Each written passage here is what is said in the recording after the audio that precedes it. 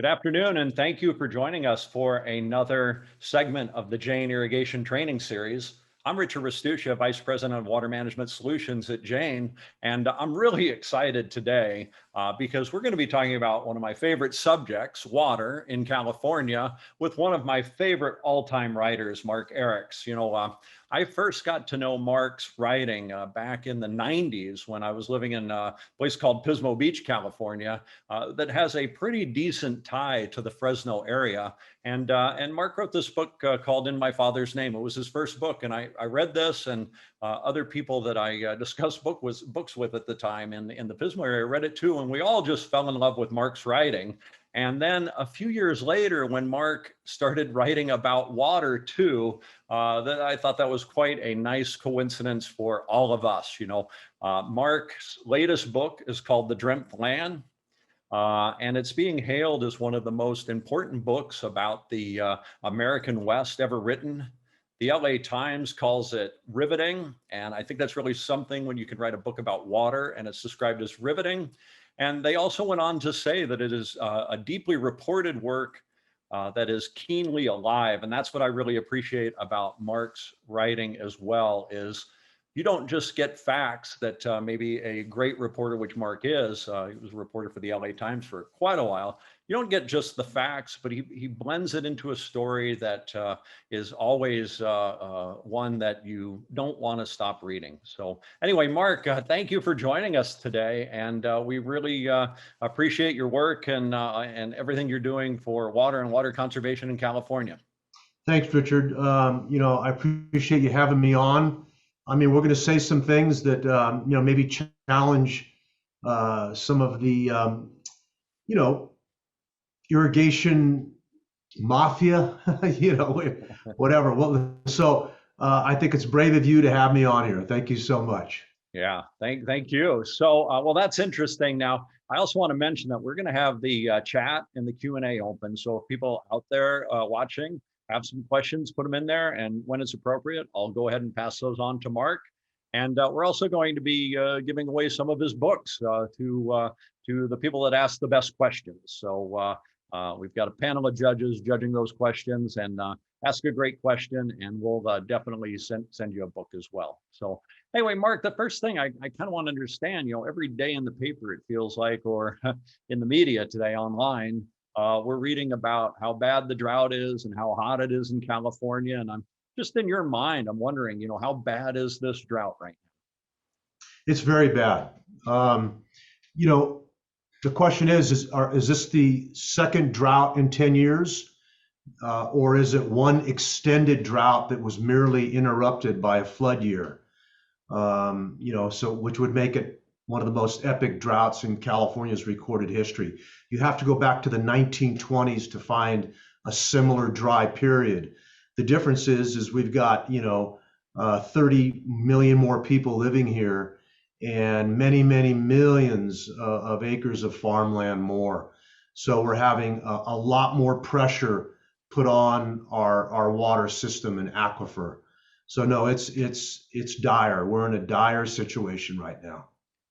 Yeah, it seems like too that we're reading about more and more growers every day that are feeling the effects of this, and this is really devastating to their livelihood and their farms, right? It is. The stories I'm reading right now are, in some cases, the exact same stories I was reading 5, 6, 7 years ago. And these were stories that frustrated me because a lot of times they were journalists from afar, New York, East Coast, London, kind of parachuting into the valley and trying to understand a very complex and nuanced system. And I just felt they weren't getting it right. And that frustration got me to go back in and do a water book. I had written a water book in the mid to late 1990s with a friend of mine, Rick Wartzman, called The King of California. In fact, it's part of your backdrop, and weirdly became a bestseller. It was about the secret empire of Boswell, and how the cotton plantation had been transplanted from the south to the middle of California in the 1920s.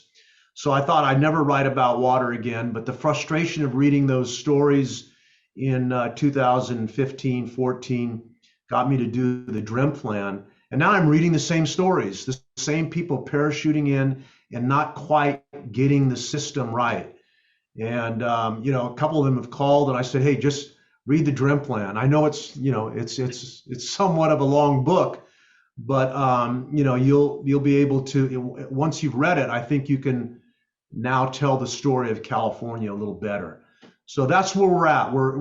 It feels like a strange deja vu to me, seeing where we're standing right now. Yeah, I really like what you said there, because it did it for me. And I've been reading about California water and water in general for a long time. And it's really a complicated subject. And certainly when I ask people where their water comes from and how much their water costs, I usually get the same answer. They don't know. It comes from the faucet is the first answer I always get. And how much does your water cost? They always say, man, it's expensive.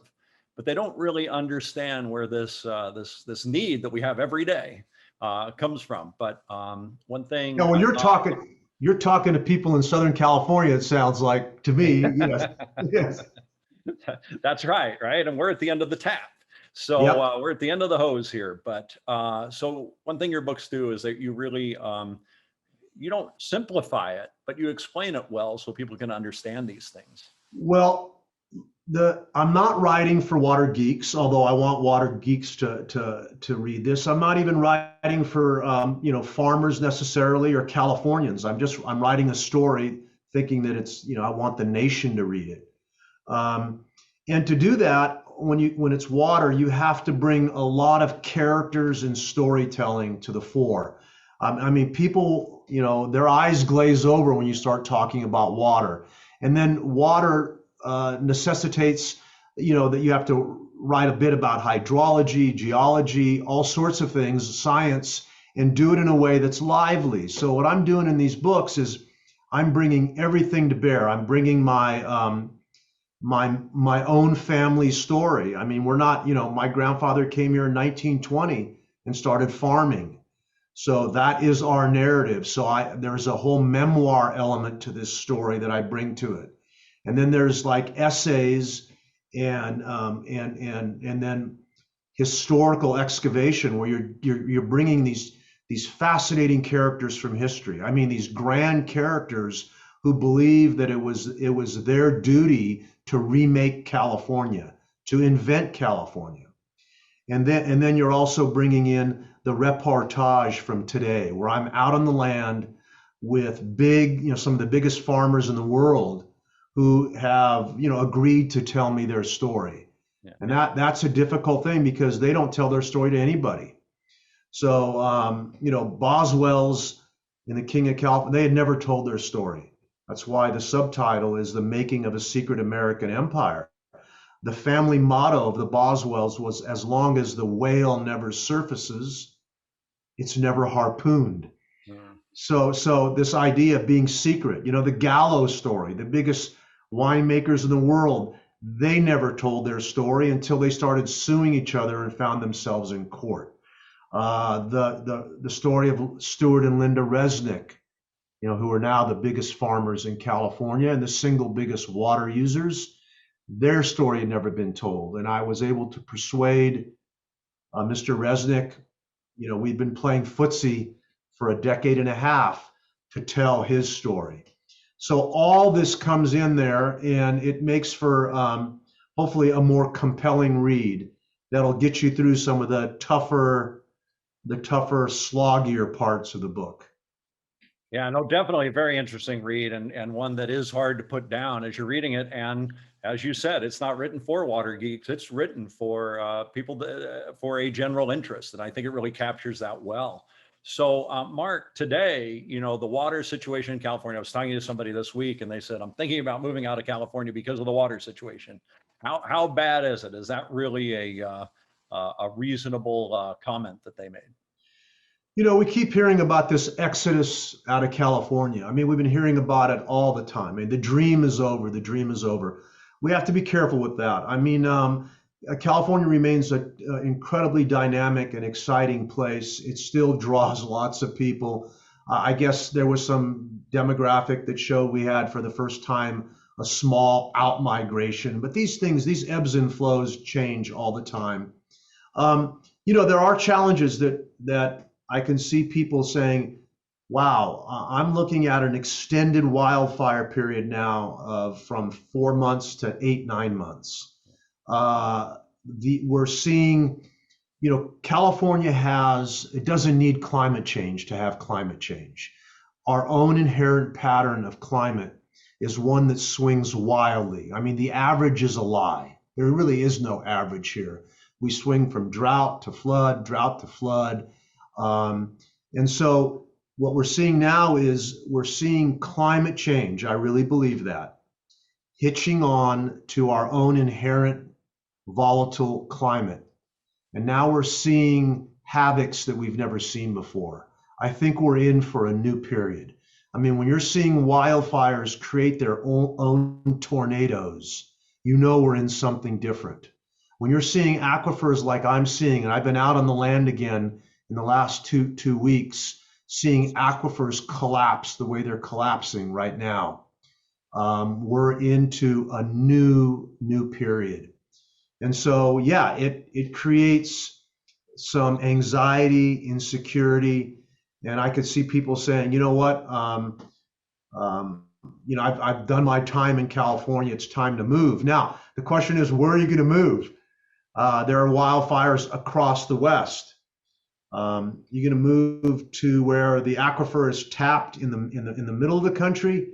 Maybe the place to go is Rhode Island or Maine or somewhere like that, where you're still having, some sanity when it comes to the weather. Yeah, good point. And as you said, and we're talking about California water, but this drought is happening all over the West. It's right. not just located in California. So we have a question coming in from one of our viewers, Mark, and he's mentioning that he's very specific on the pages 508 to 510 of the Dreamt Land. You listed 10 ideas that you felt would address California's water challenges. Have you seen any of these been applied, since you wrote that? No, unfortunately, I haven't.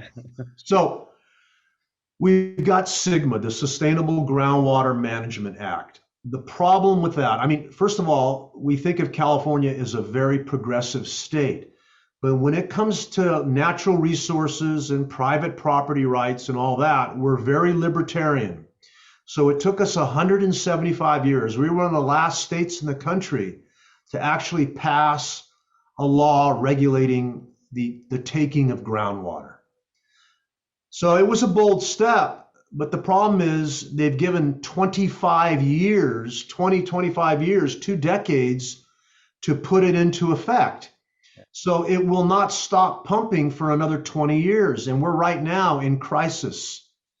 So, so that's part of the problem. So SGMA, I believe and I spent a lot of time just talking to farmers in the middle of California, and they conceded that there has to be a considerable amount of land fallowed. How much? Well, let's take the San Joaquin Valley, for instance, all the way from essentially Bakersfield to Stockton. There are about 6 million acres of farmland, irrigated farmland in that area, give or take, some given the year. These farmers basically agreed with the idea that to get something to sustainability, so we weren't extracting more groundwater than the flood years was recharging, we needed to retire 1 million to 1.25 million, and maybe even 1.5 million of those acres. Now that's a tremendous, retraction in a farm footprint. But when you look at the growth of farmland, and we'll talk about this in more detail, from primo ground to bad ground, it's a retraction that has to take place. So that isn't happening yet. One of the other things I said is that given the value of our water and our land, it's probably not a smart idea for us to have these mega dairies anymore. And I know that's going to anger my Dutch and Azorean Portuguese friends who are, who comprise most of the dairy industry in the middle of the state. But really we need to see a transfer of the dairy industry moving out of California to other places. I'm not talking about the small and medium-sized ones, but the mega 25 to 25,000 Holstein-headed dairies. Those ones probably have to find a more friendly place to do their dairying than California. It's really hot, brutal here. We have water issues. The dairies are not only polluting the worst air quality in the country already, they're also polluting the groundwater. I know they're trying to do things to make themselves more sustainable, but the crops they rely on are also water guzzlers. So I think that is something that we have to look at. We have to look at managing our forests better, where the aquifer begins.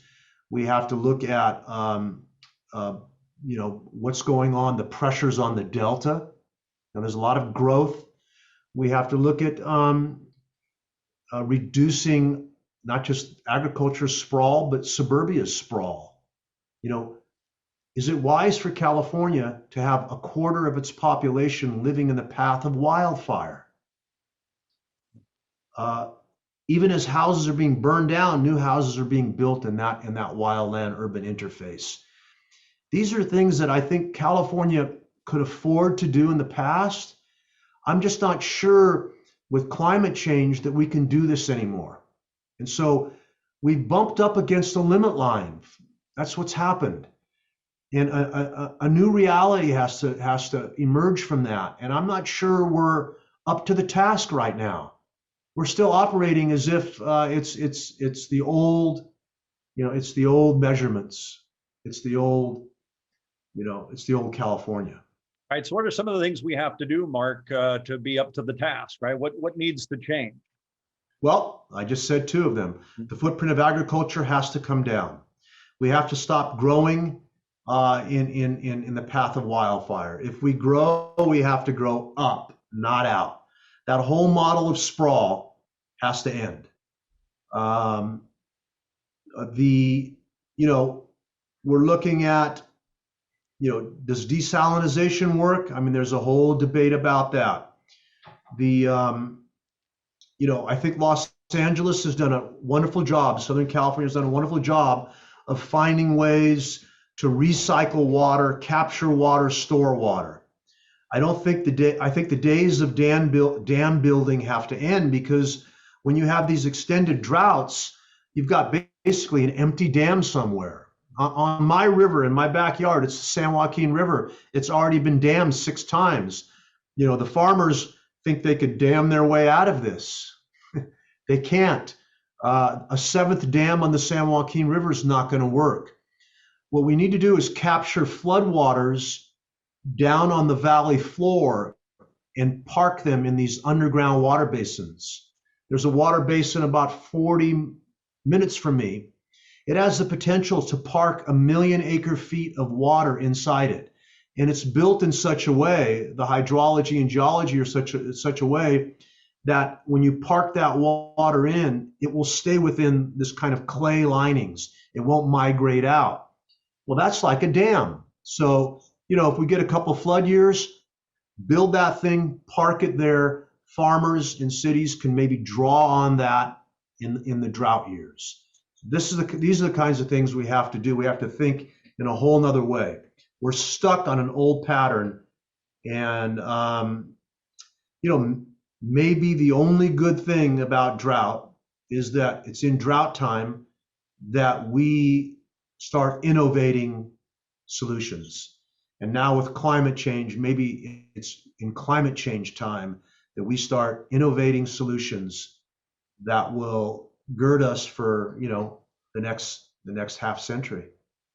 I think one of the challenges, Mark, too, is where I'm living in San Diego, I think we get about 3 gallons of water for a penny. It's still very, very affordable.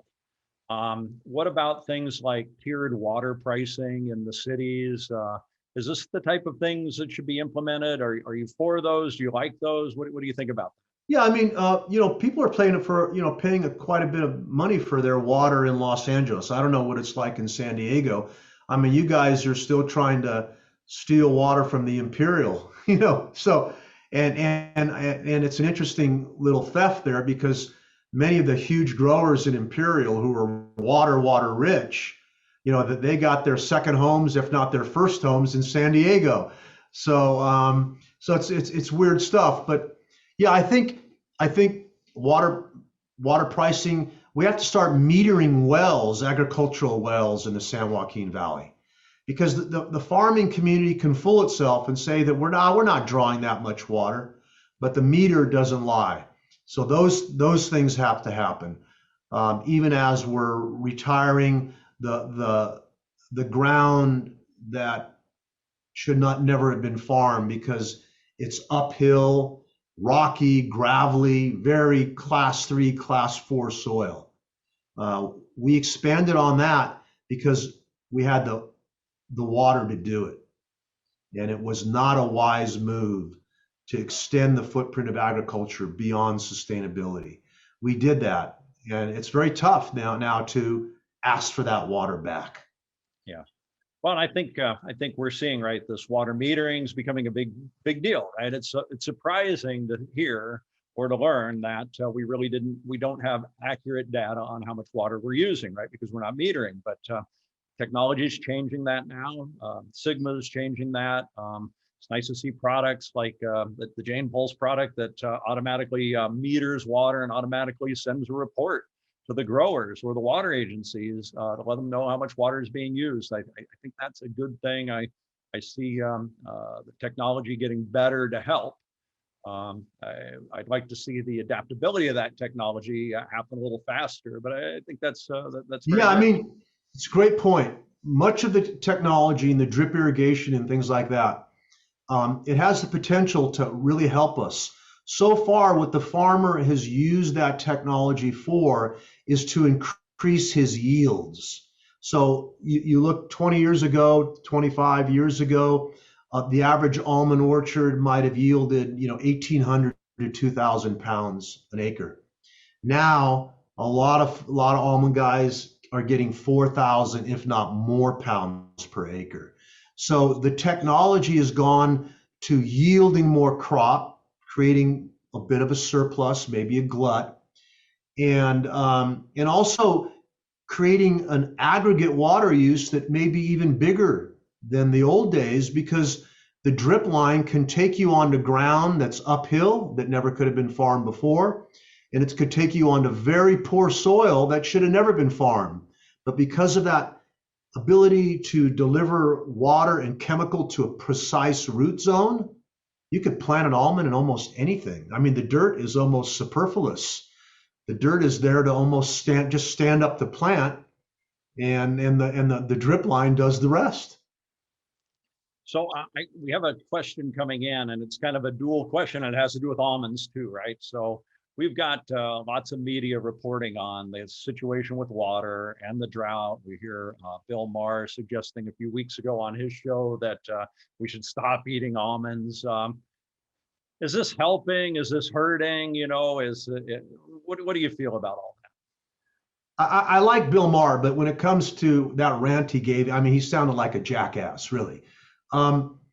Here's the deal.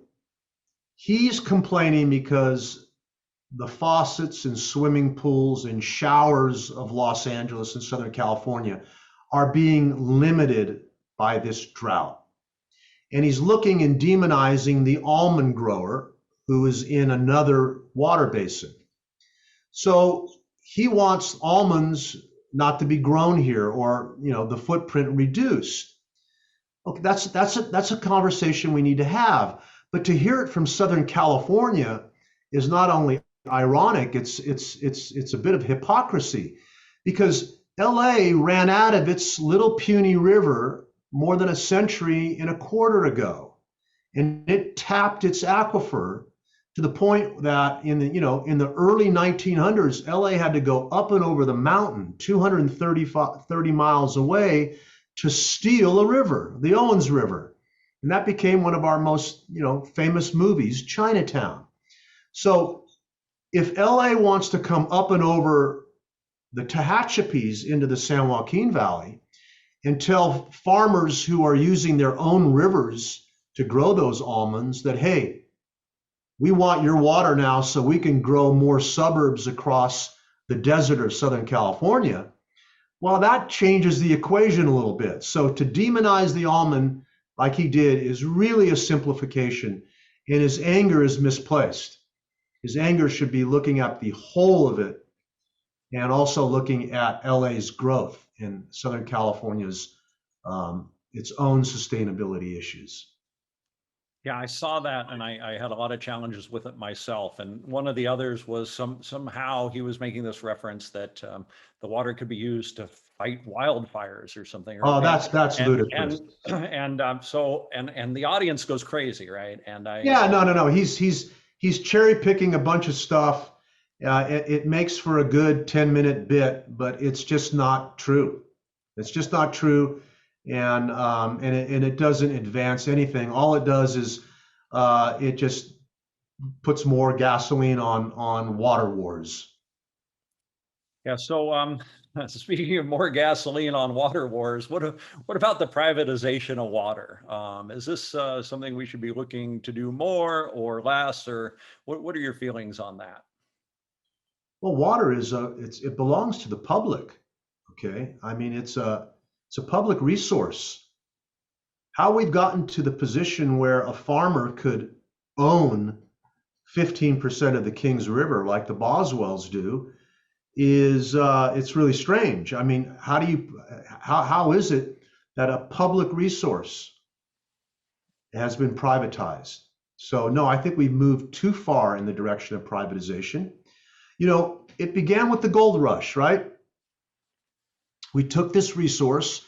The law was first in, first right. So the first miner that got there could claim his water stake, his ground stake.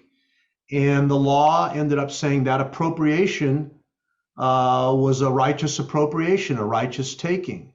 Even though the water still belonged to the public, that gold miner had the right to use it because he got there first. So that was the beginnings of our appropriative rights. And then we ended up bringing in the whole notion of riparian rights, really from places that weren't arid. They were places that had a lot of water. You know, it was an English common law, East Coast kind of thing. And we basically, that was if you buy land along a river, you get then a commensurate flow of that river, as long as you don't take so much of the flow that it affects the landowner along the river, downriver from you.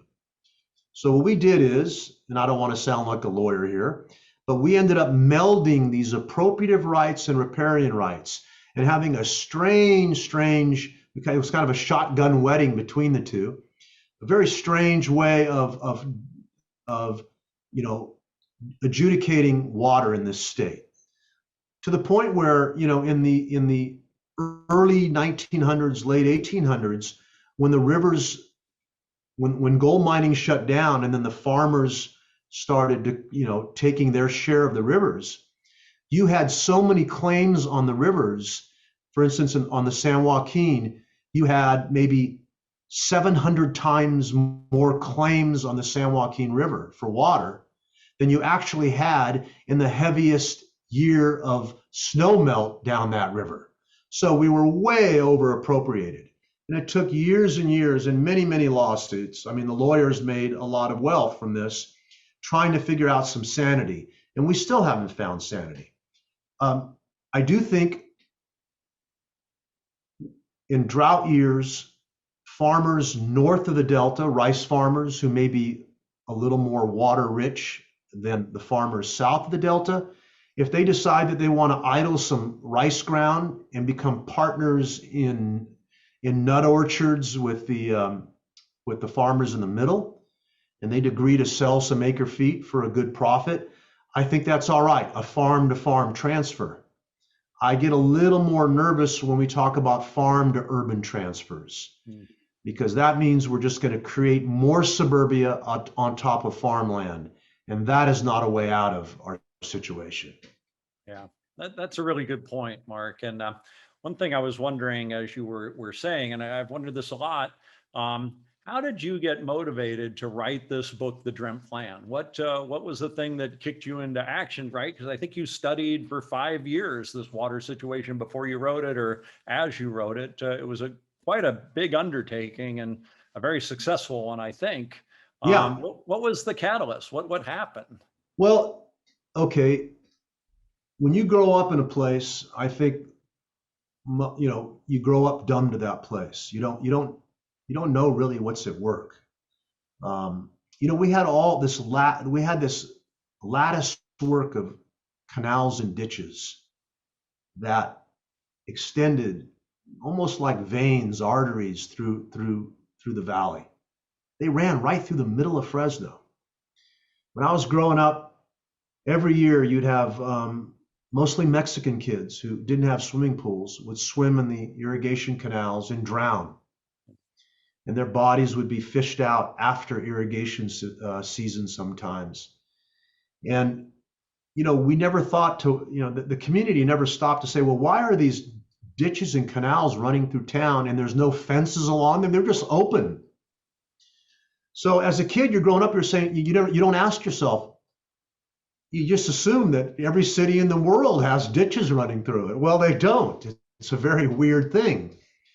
So the question never occurred to me as a kid, as a teenager, even as a young college student here is, what water was inside those ditches? Where was it coming to? Where was it going to? To whom it was going to? And by what rights did that person where it was going have to demand that water? So it's really the my ignorance of a place that got me to start digging into it. And the first question obviously was, my father was murdered when I was 15, so it was never solved. So that became a question. So I dug into this town. I dug into the corruption of the police department and everything else, wrote a book, and then one of the people involved in the murder read the book. He was the driver and felt guilty enough to 30 years later come forward with the names. So then it was the King of California, because in the flood year of 1996, 97, I got a call from a colleague, the Sacramento Bureau of the LA Times. He said, hey, Tulare Lake has come back. I said, Tulare Lake's come back? I didn't even know the story of Tulare Lake. So I drove that next day from Fresno to Corcoran. And as I was driving there, the air changed. And when I got atop a levee, I could see that what was cotton ground just a week earlier was now, it looked like an inland sea. Whitecaps, the wind was whipping whitecaps past these telephone poles. The cotton ground was buried underwater. And if you looked at the telephone poles, you could see these marks of previous floods, 1969, 1933, these epic floods, these epic battles, where these farmers who'd come from the plantation south, they'd erected this system of dikes and levees, not unlike, the Mississippi Delta. They thought they had defeated the lake, the rivers, the four rivers that would flow into that basin. They dammed the rivers, but in spite of all those contrivances by man, this lake would come back. And so after surveying this thing, I was driving back home and I thought, my goodness, the story of Tulare Lake, how the cotton plantation, right down to its mint juleps and its African-American cotton pickers, was brought west to my valley. That's why my valley felt like the South. You never understood why there were these twangs and drawls on people's voices, on their tongues.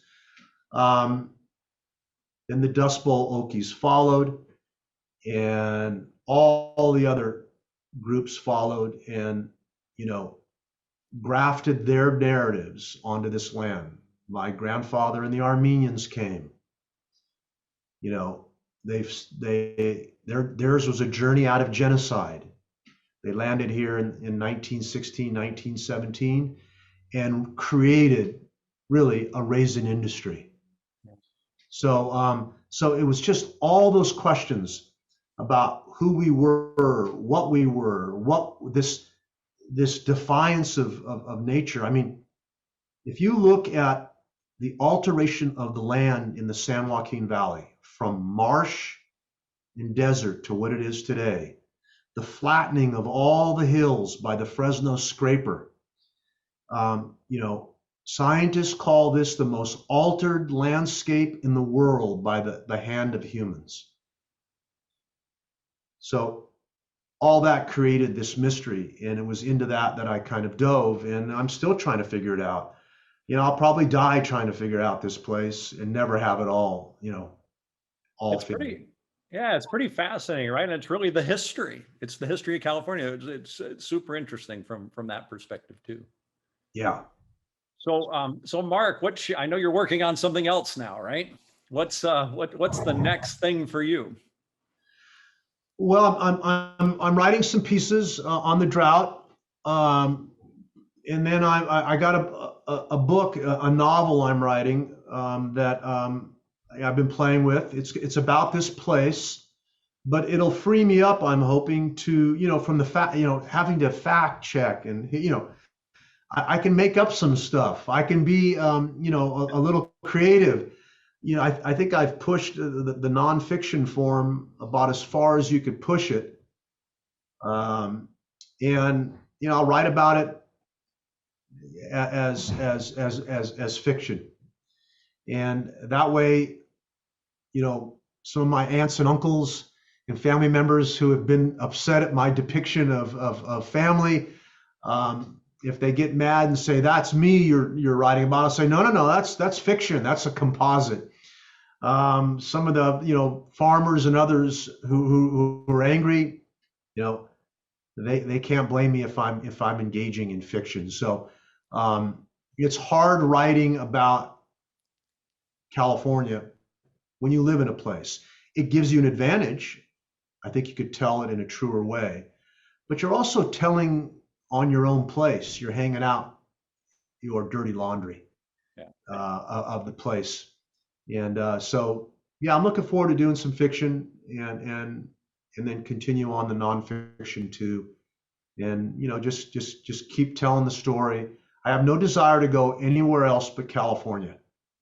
You know, I think you can bop around as a writer and do a bunch of different books in a different bunch of different places.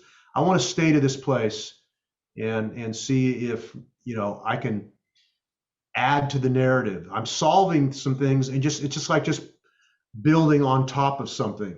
So maybe I'll leave behind a tiny little hill hawk, a tiny little mountain. Yeah, well, you've done just a fantastic job on the nonfiction, and look, you're probably headed for a happier Thanksgiving this year with your family, right? Yes. Well, maybe, yeah, maybe the next Thanksgiving. We're Yeah. yeah, I think, you know, listen, the road to fiction is littered with the bodies of nonfiction writers. So we'll see if I can pull it off. Yeah. Well, listen, thank you for joining us today. It has been a fantastic session. I don't know if you get a chance to look at some of the comments in the chat, but there are so many compliments of you and your writing in there. I'll be sure to copy all those and send them to you so you can see how much everybody's enjoying what you're doing. And we really appreciate it. I want to thank all the viewers for tuning in today and listening to Mark talk about the California water situation. I want to remind everybody that this video, as well as all our other trainings, are on the janesusa.com/training website. We're also wherever you listen to your favorite podcasts. And, you know, this has gotten really popular lately. The podcast people are listening, I think, as they're traveling for work or job to job. I love it that they're educating themselves and learning while they're working. That's really encouraging to me to see that. So again, thanks to all of you. And Mark, thanks again. We really appreciate your time today. Richard, it was fun. These things, you know, when done right, you've done a lot of research and stuff. So thank you, and giving the opportunity to me to reach out to readers. I mean, I love when they write me, things like that. It's why you do this stuff. It really is. So thank you so much. Yeah, and if you haven't read Mark's books, get out there, buy them, read them. They're interesting. You'll learn a lot about California, about water, and about people. And that's probably the most interesting part, is the people part. So thanks again, Mark. See you, Richard. Take care, man. Bye-bye. Bye now.